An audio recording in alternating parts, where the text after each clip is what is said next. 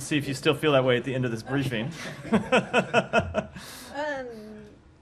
As things stand now, how does the international community keep the bar from being lowered and setting the stage for future conflicts in the Middle East and globally, to allow for the bombing of schools and hospitals and ambulances and aid convoys and journalists and places of worship, if there and with the conclusion that there won't be practical penalties for them?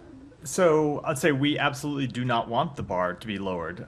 The bar should be, the same standards should be applied to every conflict everywhere in the world, including in this one. Now, the nature of this conflict does make it a little bit more difficult because, for example, when you look at other conflicts around the world, it is not always true that you see one side of the conflict hiding itself in civilian sites, hiding it, using ambulances to hide the passage of fighters around territory, embedding themselves under hospitals, inside hospitals.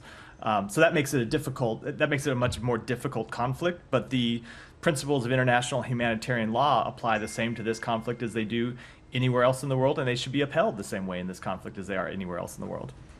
Do there need to be penalties to make sure that happens? International humanitarian law needs to be enforced, absolutely. That is true. That is the position of the United States everywhere in the world. Go ahead.